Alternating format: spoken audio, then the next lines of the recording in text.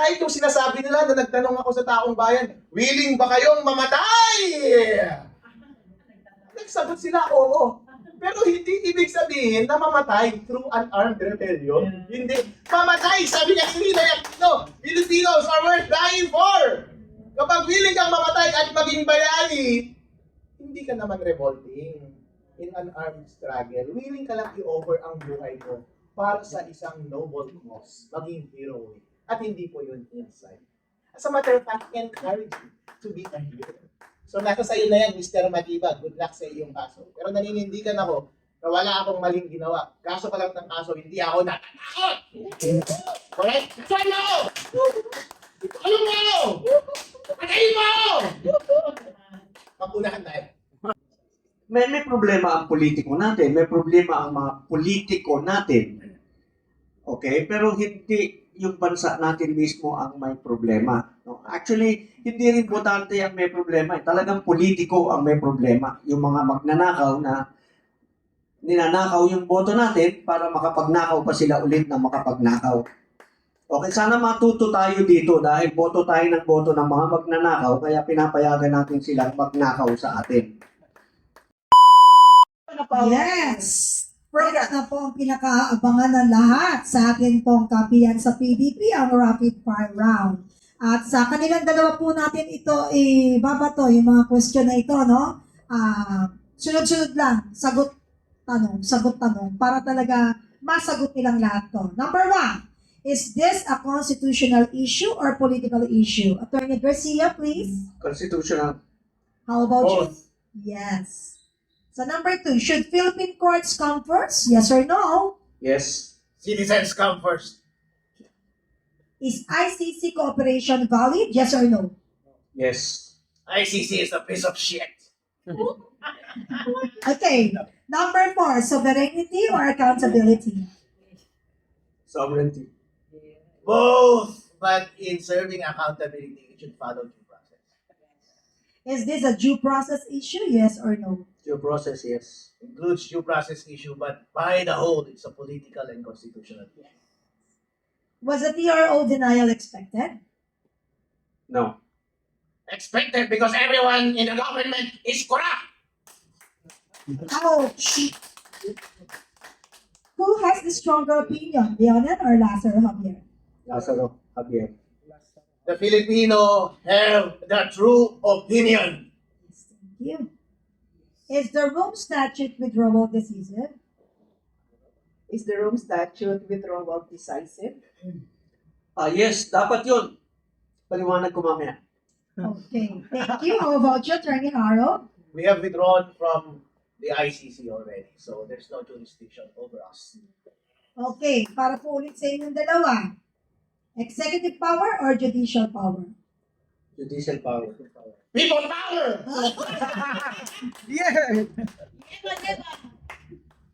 Ako na magsasabi ng irrelevant. Okay.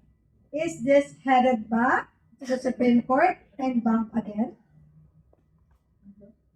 Is this headed back to the Supreme Court and bank again? Yes. Procedurally and by constitution, it heads back to the Supreme Court because it's a constitutional question. But before that, it might end up to the people at large. Could this reshape Philippine constitutional law? Attorney Garcia? Ano? Could this reshape Philippines constitutional law? Itong decision po. Itong We're talking about the decision, sir. Ano, hindi. This is part of, yung ano natin judicial process natin. So, it's not restricted. It's educational. It's for the benefit of us all, ultimately. Yeah. Philippine jurisprudence is imperfect. It may add to the imperfection.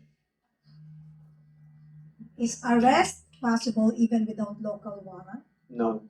No. Is this ultimately a test of sovereignty? Yes. A test of integrity on the part of our Supreme Court justices. Is international law now unavoidable in Philippine litigation? In some cases, involving international law.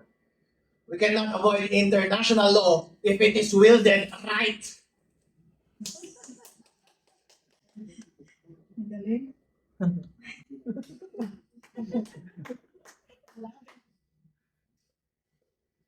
Last. Landmark case. Yes or no? Yes. Yes, and it's shameful. Ay, nako. Pinapawisan talaga ako. Nagbabarbol ako. Umihina yung aking signal. Pagka ang katabi ko, nasasagap yung mga signal nating lahat. And, Attorney Yvette? Yes, Paliwanag apparently, niyo, paliwanag. may gustong ipaliwanag si Yes. General Garcia. As to your rapid fire question number 3 is ICC cooperation. Yes, Valid. please. Tama po, General? Yung ICC kasi, bagay ito dun sa mga bansa na fragile ang democracy. Okay? Pero sa yung Pilipinas, hindi naman fragile ang democracy natin. It's very healthy, it's very alive. So, we don't need the ICC actually. So, tama yung pag-withdraw natin from the ICC because okay naman yung ating may problema ang politiko natin, may problema ang mga politiko natin. Okay? Pero hindi yung bansa natin mismo ang may problema. No? Actually, hindi rin botante ang may problema. Talagang politiko ang may problema. Yung mga magnanakaw na ninanakaw yung boto natin para makapagnakaw pa sila ulit na makapagnakaw. Okay, sana matuto tayo dito dahil boto tayo ng boto ng mga magnanakaw kaya pinapayagan natin silang magnakaw sa atin. Okay, so yung withdrawal sa ICC, that's perfect. 100% I agree. Because our democracy is healthy, it's alive. Okay lang. And sa ngayon, no, Uh-huh. gusto ko makapaglatag din kasi parang may mga usapin that I don't want to tackle up. But we are lucky that Attorney Harold is with us kasi may mga usapin at pangyayari na niluluto.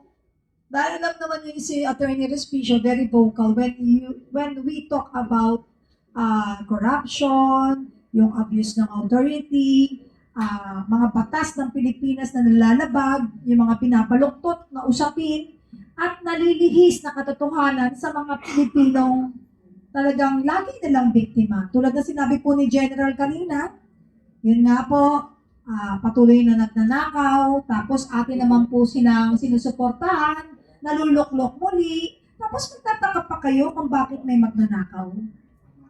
Kaya ngayon po, malinaw ang paglalatag. Salamat po sa social media, sa mga vloggers na may puso at tunay na tapang at malasakit sa bayan. Kaya naman talaga nalalaman din ng ating mga taong bayan na kapwa Pilipino ang katotohanan. Kaya nga sabi, ewan ko kung kaya nyo gawin nyo, tatanggap kayo pero hindi nyo gagawin ang commitment nyo. Or tatanggap kayo pero matibay that committed kayo kahit alam ninyong mali. Sana po, yung paninindigan natin, mas lakihan natin ang pagbubukas ng puso natin na tayo ay Pilipino, bansa natin ang Pilipinas. Huwag natin ibenta ang ating karapatan na siyang naglilinya lang at nagbabalanse sa karapatan ng mayaman at mahirap. Yung atin pong pagpili sa nararapat na maluklok upang mapagtibay po ang batas ng Pilipinas at karapatan ng mga tao sa Pilipinas. At ngayon, Attorney Harold, singit ko lang, kamusta po kayo ngayon? Malaya pa, pero hindi natin alam yung mga moves ni NBI Matibag dahil kinasuhan niya ako ng inciting to sedition, inciting to rebellion. Hindi ko pa alam yung laman ng kanilang complaint, pero nag-serve sila kahapon sa office ko eh. Hindi na ako nagtatrabaho dun sa BGC eh. So sorry na lang kayo. Hanapin nyo na lang ako para ma-serve ako ng subpoena. Pero in any case, base sa press con ni Director Matibag, ay nag-incite daw ako ng sedition doon sa Rage Visayas na ginawa natin sa Cebu. Pero ano ba ang ginawa ko doon? Nagtanong lang naman ako sa taong bayan at sila ay sumagot. So hindi ko statement yon. Ang inciting ay ako yung nag-uudyok. At ang dapat inuudyok mo ay patayin yung mga ahente ng gobyerno o hindi nasundin yung mga ahensya ng gobyerno or manawagan ka na magrebelde. Ibig sabihin mag-take up ng arms. Pero ano ang tinanong ko sa Rage Visayas? Ang tinanong ko lang naman sa kanila ay, gusto nyo na ba silang patayin? Pero sumagot sila agad.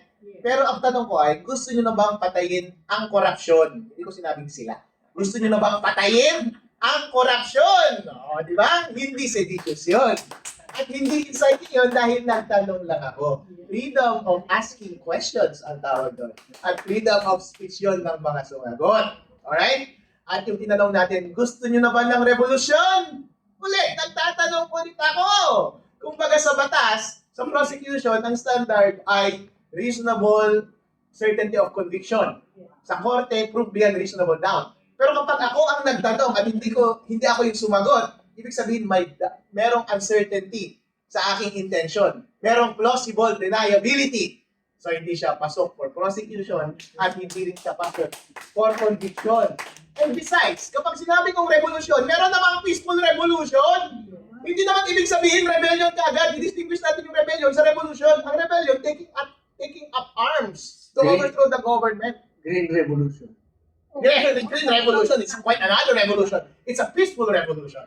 EDSA 1 is a peaceful revolution. Even when I asked the audience, extra-constitutional gusto ninyo? EDSA 1 was an extra-constitutional revolution. I'll get a valid revolution still.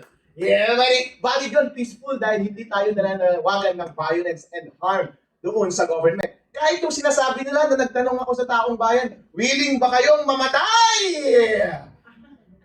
Nagsagot sila, oo. Pero hindi ibig sabihin na mamatay through an armed rebellion. Hindi. Mamatay, sabi niya ni Ninoy Aquino, Filipinos are worth dying for. Kapag willing kang mamatay at maging bayani, hindi ka naman revolting in an armed struggle. Willing ka lang i-offer ang buhay mo para sa isang noble cause, maging heroic. At hindi po yun inside. As a matter of fact, encourage you to be a hero. So nasa sayo na yan, Mr. Matibag. Good luck sa iyong kaso. Pero naninindigan ako na wala akong maling ginawa. Kaso pa lang ng kaso, hindi ako natatakot. Correct? Ano? Ano mo? Patayin mo! Pag-unahan tayo. Pero alam mo, talagang antibay, no? Hindi siya natatakot. Pero takot na ako, nasa tabi. But anyway, hanggang may taong katulad ni Attorney Harold, talagang may pag-asa ang Pilipinas. Palakpakan naman natin siya. And of course, Attorney Vigen Garcia. At saka hindi pa tayo tapos, no? Kasi kulang ako sa sinasabi ni Attorney Harold. If you don't mind, can I ask you one more question? Sa mga nangyayari po sa inyo, sa nakikita ninyo ng mga taong bayan po ay nagkakaroon po ng parang nabubuhayan ng loob dahil na ipakita ninyo talaga yung tunay na malasakit, no? Yung panawagan ninyo na binabaligtad nila yung pangunawa para magmukha kayong masama sa mga mata ng mga manonood at mga Pilipino.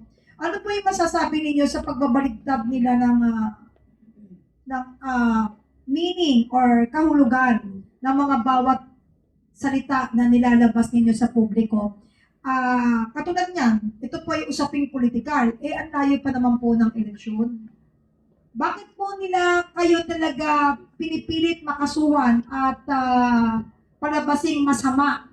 Sa nakikita ninyo, ano po ba talaga ang tunay na dahilan? Attorney? Well, they want to silence us because we are effective. Marami pong nagsasalita at nananawagan ng actual revolution sa social media. At sabi nila, i-storm na daw yung Senate, at patay na daw si Matibag, at patay na daw si BBM. Marami nananawagan niya sa social media. Pero bakit hindi sila sinasampahan ng kaso? Dahil si Atty. Harold Respicio ay effective. At effective din siyang umiwas ng kaso. Alam mo, abogado kasi si Attorney Respicio, kaya alam niya kung meron siyang paglabag at alam niya kung ano yung pwede niyang ibato na katugunan doon sa binabato sa kanyang kaso. Pero sabi ko nga, may mga nakaraang mga issue na usapin dito, kaya para mas wag mawalan wag magpanghinaan ng loob yung iba nating kababayan. Sabi po nila, di umano, CTTO, para dito po ako madampot, na kapag once na kinakasuhan ka, ang sure na sure po na, inuulit ko, hindi po kayo magnanakaw. So, kaya nga, matibay po ang paninindigan ni Atty. Harold Respicio, and I salute you, sir. Napakabata pa ninyo. At sabi nila, ba't ka nagpapakabayani? Hindi mo ba alam ang bayani, bago maging bayani, mamamatay muna? But still, if you're willing to die sa ating bansa, hindi naman po naturalmente na kailangan dead ka muna para ideklara. Sa amin pong pananaw at sa amin pong mata ng mga simpleng mamamayang Pilipino, isa po kayo talagang tunay na bayani. Siyempre, kasama ko si Atty. Garcia, dahil kita naman ninyo, sa totoo lang po, ito po ay biglaan at walang paghahandang anunsyo sapagkat kami po ay pinoprotektahan din po natin ang ating mga kababayan na naninindigan eh.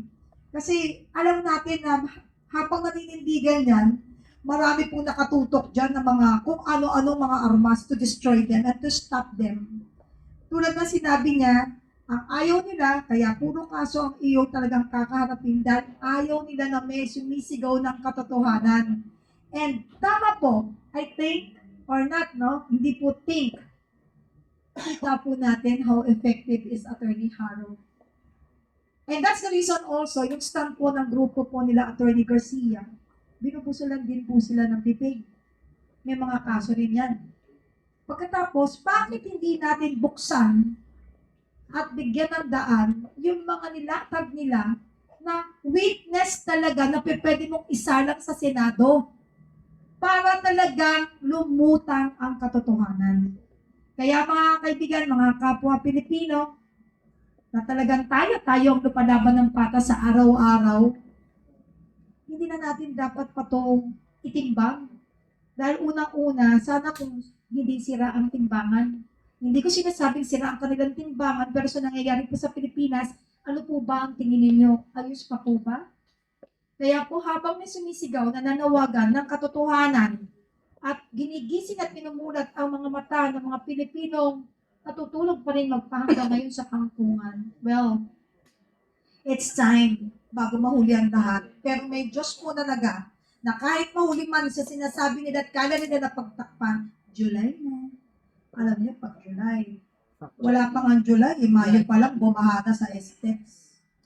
Paano pa kaya? Ito, may parating tayong bagyo sa North daw babagsak. Bakit kaya sa North? Ano pang merong bayan sa North? Kaya mga kaibigan, ano pa kaya ang inaantay ng mga taong natutulog sa kangkungan? Nailatag na nila lahat ang katotohanan. Bakit kailangan pabayaan nating ipahuli at kasuhan yung mga alam nating nagsisiwalat ng katotohanan? Hindi po ako nananawagan, baka ako naman ang makasuhan. Hindi po. Ako po ay bilang Pilipino lang po na nakakaranas din po ng sakit dulot ng mga araw-araw ng pangyayari sa Pilipinas. At ibalik natin, no, Attorney Yvette, ano ba yung nangyaring walkout? Kailangan siguro bigyan natin ng pagpapayag. Sino ba yung nandun sa Senado? Itong lahat? Yes. Ano ba yun? Pwede po bang bigyan natin ng pagkakataon kahit 5 minutes lang? Total, we still have time. Sa ating mga vloggers, habang nandito yung mga pwede pong tumugon sa inyong mga katanungan. Pag mahaba, let's simplify the question, okay? Attorney, can we open yung... Yes, let's open the floor to our bloggers kasi mainit na usapan talaga at nagulantang ang buong Pilipinas dun sa sinasabing walkout. At chance nyo na po habang nandito ang ating mga panahon. May mga nagtatanong ho, Attorney Harold, Attorney Garcia, no, yung pagdating din ho sa proseso ng botohan, kapag katulad yan, may mga nag-walkout, yung pag-appear via virtually, no, to may meetings, yung mga numbers that need to come up para mailatag yung mga procedure nila. So I think yun yung ibang mga naging kuro-kuro kanina. So to our bloggers, it's your time now to ask your questions. Yes, at saka bibigyan natin sila ng pagkakataon talagang makapagtanong this time. Dati kasi ilalakyan ko ng matay ang mga yan. Kasi nga iba na yung tanong. But this time, bibigyan kayo ng laya na magtanong dahil kayo po yung nandoon sa lugar kung saan naganap ang walkout. At kaya ito po ako, hawak ko ang mikropono. Sino pa ang unang-unang magtatanong? Wait, tahimik si Ma'am, oh. Ano, Ma'am? You want to question? Questions? Ma'am? Aba, mahihain sila ngayon. Sino pa? Ma'am, ikaw? Try ko lang. Parang hindi Mag-iiyak, ha? Hindi. Ma'am, tayo pa. Ayun Sa camera. Sige. kahit alin po sa inyo, Attorney Garcia at saka Attorney Harold Respicio, parang medyo napanood ko naman po kahapon yung issue doon na yung about nagsalita si Erwin Tulfo na ang gusto lang kasi mangyari ng majority, kaya po meron silang argumentong gano'n, yung kung pwede maka-attend through via Zoom, yung mga wala po doon sa sa gagawing committee nga po nila, na ayaw pumayag ng mga minority na gano'n ang gagawin, na ang gumawa naman ng batas na yun, ng rule of ng Senado, ay si Risa Ontiveros at saka si Kiko Pangilinan nung time na kay Laila de Lima. Pero bakit, ang tanong ko lang po, bakit ayaw nilang gawin ngayon na gusto naman ng minority na gawin nga po yun ng rule ulit ngayon kung magkakaroon ng deliberation? Yung kasi gustong gawin ng minority, kinabibilangan ng minority is bawasin yung number ng majority. Okay, kaya kinakasuhan nila ng kinakasuhan. Yung gusto nila kasuhan lahat So sino pa may kaso na? Si Marcoleta, si Cheese, si Joel, si Jinggoy, no? Gusto nilang kasuhan lahat. Pero ito kasi yun yung kanilang kumbaga paniwala na pag kinasuhan nila at naaresto, mababawasan yung constitutional threshold na 24. And therefore, kung mababawasan yung 24, hindi 16 para maka-impeach kasi kulang nga sila 12 lang sila So, yung kanilang hope is bawasan nila yung dami ng mga nakaka-attend na majority sa session ng Senado para bumaba yung threshold. Hindi po, mali po ang kanilang paniwala because for as long as 24 ang senador, the constitutional threshold remains at 24. Bababawasan lang po yun pag may nagkaroon ng vacancy, may namatay, may nag-resign, merong naging permanently incapacitated, hindi niya na mape-perform yung kanyang duty. Yung pong mga pambabatas natin, hindi pwedeng pigilan na mag-attend sa session. Yan po because they represent the voice of the people. Bawat isa sa kanila, boses ng kanilang constituents ang dala nila. So you cannot prevent them from attending the session. So ngayon, ang sinasabi ng majority, kung mangyari man na kami ay mapagbawalan dahil dumating sa panahon na hindi sila papayagan ng korte na umattend ng session, meron ganun kasi na pwedeng pagbawalan sila ng korte kung nasa korte na. No? Pwede silang umattend ng session through teleconferencing or video. Sa video, para sila ay maka-attend pa rin at ma-represent nila yung kanilang constituents. Pwede po yun. Kaya sabi ko nga po dun sa aking isang post, kahit ikulong mo yung 13, yung Valiant 13, 24 pa rin ang threshold. Hindi magbabago yun. So yung kanilang ginagawa is para mapababa nila kasi yung bilang, para gusto nila kasi mag-impeach. Kaya ang sinasabi ko, bigyan natin ng pagkakataon yung bagong mayorya because yung bagong mayorya gustong sumunod sa tamang proseso ng impeachment sang-ayon sa ating saligang batas. Kung guilty, guilty yan. Makikita nyo yan. Dahil gano'n naman Pero kahit sino sa kanila kasi right now is not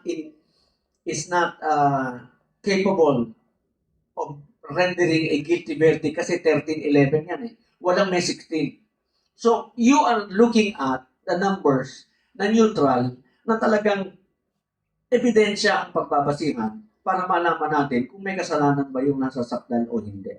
So, yun sa akin, yung teleconferencing that should be allowed because that has been allowed in the past already. Yung walkout, walang ibig sabihin yun. Walkout, di talo kayo.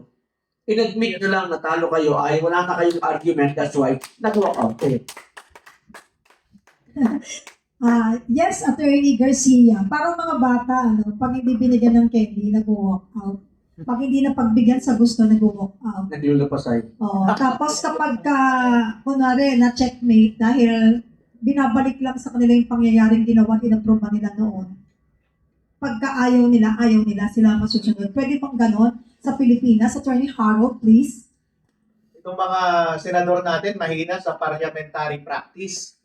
Ang sabi po ng Supreme Court, ang isang Senate sitting as a plenary ay pwede niyang baguhin ang kanyang sariling rules.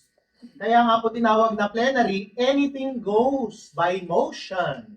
So even against rules yung ginagawa ninyo na motion and process of airing a motion, you can change your own rules. So nung sinabi nila na we wish to amend the rules, okay lang yun kahit against the rules yung amending the rules. Kasi bilang independent body, you can change your own rules. Sabi po yan ng Supreme Court. Kaya siya tinatawag na plenary.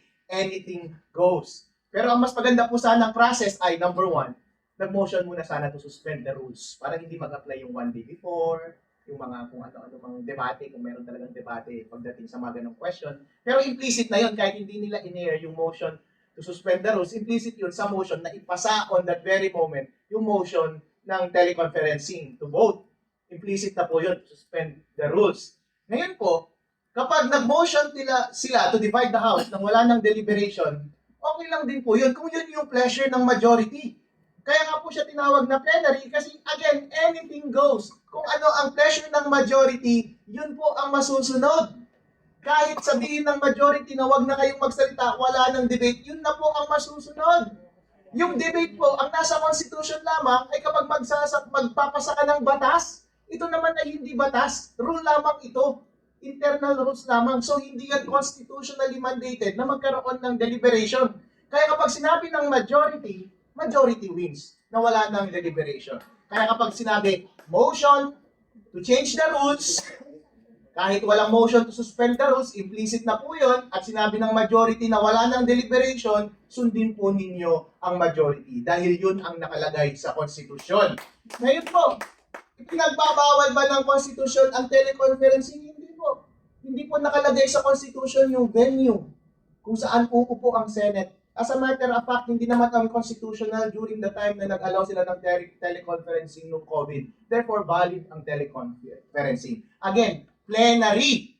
Kapag nakaupo as plenary yung Senate, anything goes. Including yung pagtalaga ng teleconferencing as a matter of rule. Ngayon po, dapat ba nating ipagbawal si Senator Bato na bumoto at yung dalawang kakasuhan nilang senador daw na maaaring makulong na this weekend? Hindi. Dahil, in principle, we are a Republican government. Ibig sabihin, we are being governed by representation and for the people. Democracy because by the people. Republican because for the people. Yes. You represent. You sit sa Senate to represent the people. Sabihin yung boses ng taong bayan. Pag tinanggal mo si Senator Bato, tinanggal mo yung dalawang senador at hindi mo sila pagbotohan, na-representa pa ba yung mga taong bumoto sa kanila? Hindi po. Na-defeat na po ang Republican essence ng ating gobyerno. Attorney Respicia, thank you po. Talagang umuurong bigla ako sa inyo. Attorney Yvette, baka meron po kayong gusto pa pong susugan na tanong. Yes, merong may practical considerations, bakit na-bring up yung issue ng pag-join, sa proseso ng Senado via teleconferencing. We have to remember, these pending cases, dito sa sinasabi nilang kakasuhan nila ng mga senators, assuming na they are placed under arrest, they are still presumed innocent, So, they still have the right, to perform their obligations. In fact, may dadagdag dito si General Garcia. But suffice it to say, na bayad yung ng taong bayan, ang sweldo nila, kailangan magtrabaho sila, correct? Hindi mo po pwedeng i-curtail ang kanilang mga karapatan to perform their duties. Kaya nung may nagsabi isang senador, kaya nyo yan ginagawa, ina-anticipate nyo kasi makukulong na sila, yung kung sino man yan. Gusto nyo pa rin silang paputuhin precisely because they are still innocent. Again, we go back to our constitutional rights at binoto yan ng taong bayan. Kaya, for further discussions, I will again give the floor kay Attorney Garcia kasi maganda magiging explanation niya tungkol dito. Yung pong Article 7, Section 11, sinasabi doon, yung arrest, hindi mo pwedeng arrestuhin yung isang mambabatas kung siya ay papuntang umattend ng session, no? Pagka ang parusa ay 6 years below. Ang implication po nito is actually hindi mo pwedeng pigilan ang isang mambabatas kung siya ay pupunta para umattend ng session ng Senado o ng Kamara.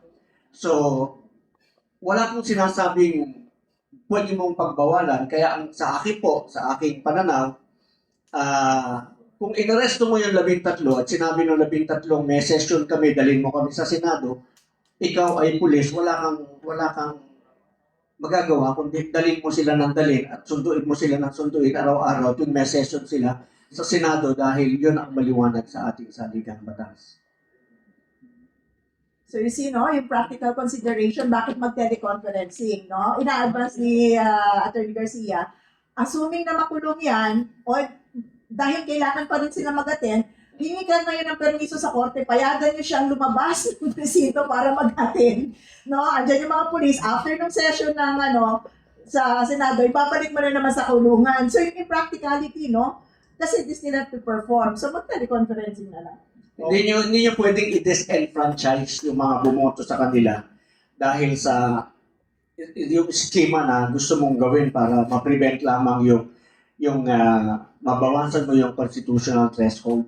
Ano po yan? It's a futile exercise. Huwag nyo na lamang pong i-explore para manatili tayong mapayapa at na makapagtrabaho ng mabuti ang ating Senado. Total, 13-11 ang bilang nyo eh. So therefore, neutral yan. So, kaya nyo na lang magawa yung dapat gawain. Matupad yung inyong tungkulin sa saligang batas na to try and decide the impeachment case of the Vice President.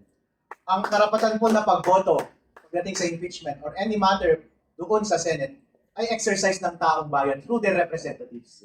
In fact, hindi mo dinedeprive yung representative. Dinedeprive mo yung taong bayan. As a matter of fact, the right to participate in political exercises is a right conferred by the people at hindi mo pwedeng i-deprive yan sa tao kahit makulong, as a matter of fact. Bakit? Merong mga penalties na ipinapataw sa isang tao na kapag hindi siya ipinataw as penalty, possess niya pa rin yung right na yun. Halimbawa, civil interdiction. Kapag hindi kasama sa penalty yung civil interdiction, pwede pa rin bumoto yan at pumirma sa mga kontrata. Kung wala sa penalty, na disqualified na siya na maging politiko o maging public servant, pwede pa rin siyang maging politiko at i-exercise niya yung kanyang political powers and representation. So kahit sabihin mong guilty itong mga senador na ito at wala namang political disqualification na ipinataw sa kanila, maintain pa rin nila yung karapatan nilang mag-participate doon sa Senate. Dahil political right nila yun. Political right ng tao through them. Dahil wala namang ipinataw na penalty na gano'n laban sa kanila. Kaya mali yung sinasabi ng mga commentators, yung mga nakakulong nga, hindi pwedeng makapag-teleconferencing. Bakit? Senador ba sila? Okay. Diba? Pero hindi. Pero kapag pinataw sa kanila disqualification to serve publicly, yun, bawal na sila. Pero kung hindi pa pinapataw, lalo na wala pang conviction at wala pang ang case innocent pa nga Therefore, wala pang political and civil interdiction. Libre pa rin silang i-exercise yung kanilang political power. Thank you very much, Attorney Harold.